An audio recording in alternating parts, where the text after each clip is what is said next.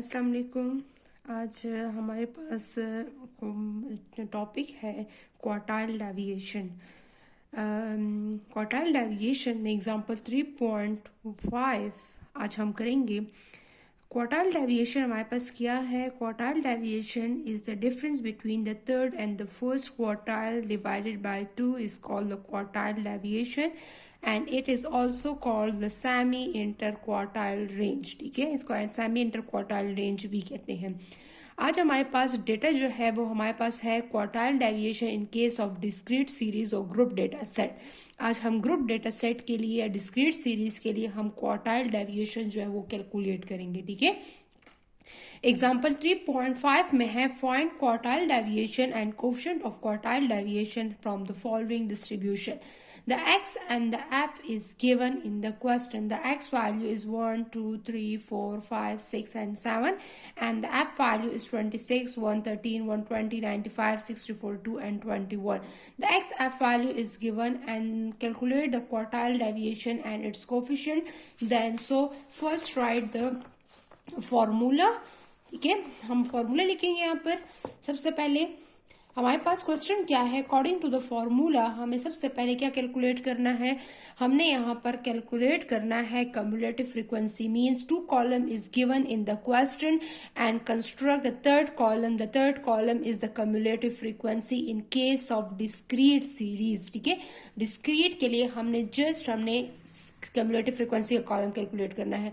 तो x की values and f की वैल्यूज जो है वो हमें गिवन है।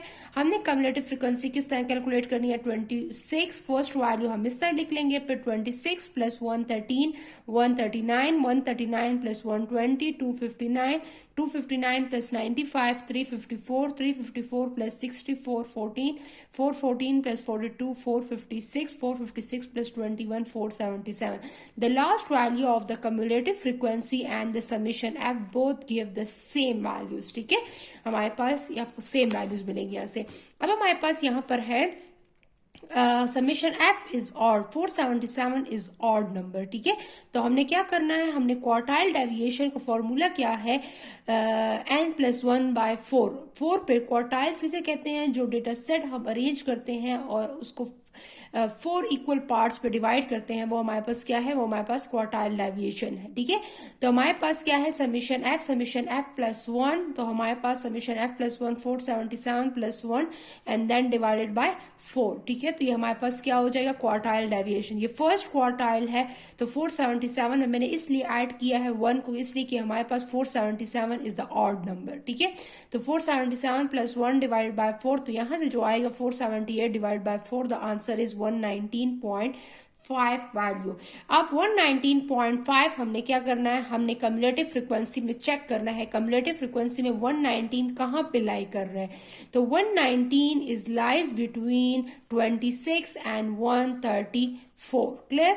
तो 119.5 लाइज बिटवीन 26 एंड 139.4 39। तो हमारे पास इसके सामने जो हमने क्या करना है, जो यहाँ पर इन दो के दरमियान में लाई करेगा, तो हमने ग्रेटर वाली वैल्यू को हमने क्या करना है? सेलेक्ट करना है। ठीक है, तो हमने इन दोनों के दरमियान में जो वैल्यू भी आपके पास लाई करेगी, मीन जो वैल्यू यहाँ पर आ रही है वो इसके दरमियान में लाई कर रही है, तो आपने ग्रेटर वाली वैल्यू को सेलेक्ट करना है। तो 139 जो है हमने सेलेक्ट किया, और 139 के सामने जो वैल्यू होगी x की, वो क्या कहलाएगी? वो हमारे पास Q1 की वैल्यू कहलाएगी। ठीक है, तो Q1 यहाँ पर इसके सामने जो है Q1 की क्या वैल्यू है? 2, तो Q1 = 2। इसी तरह हमने Q3 कैलकुलेट करना है।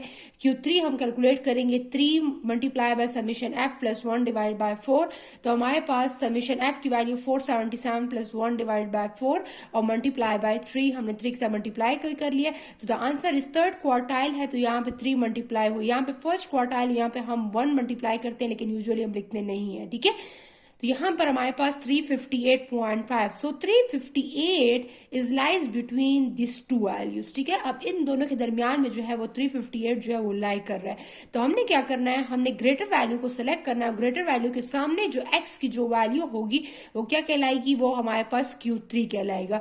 तो यहाँ पर इसके दरमियान में अगर लाई करता है तो ग्रेटर वैल्यू के फ्रंट पे जो x की वैल्यू होगी वो हमारे पास क्या होगी? वो Q3 Q3 होगी। तो यहाँ पर Q3 is 5 and Q1 is equal to 2. So here Q3 and Q1 is find out. So these two values put in the formula. Quartile deviation is Q3 minus Q1 divided by 2. Q3 is 5 and Q1 equal to 2. 5 minus 2 divided by 2. So the answer is 1.5. So 1.5, this is the absolute measure of dispersion. Absolute measure of dispersion is one that is depend on unit of measurement. ठीक है, हमारे पास an absolute relative measure of dispersion is used for comparison purpose and is independent of unit of measurement, and its range is lies between 0 to 1. So the coefficient of quartile deviation formula is Q3 minus Q1 divided by Q3 plus Q1.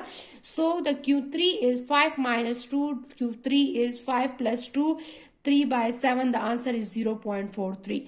So if you convert into the percentage, so multiply by 100 means 43%. ठीक है, तो हमारे पास relative measure of dispersion हमारे पास क्या है 0.43 and absolute measure of dispersion is 1.3. So this is the second measure of dispersion, the quartile deviation. This is the second measure of dispersion, and in this question we use the discrete data set. ठीक है, तो discrete data set हमने यहाँ पर use किया है quartile deviation जो हमने कैलकुलेट किया है. सो आपने ये दोनों जो है absolute and relative major both हमने कैलकुलेट किए हैं इस क्वेश्चन में. ठीक है, तो ये हमारे पास इस क्वेश्चन को आपने इस तरह सॉल्व करना है. ठीक है, थैंक यू, अल्लाह हाफिज़.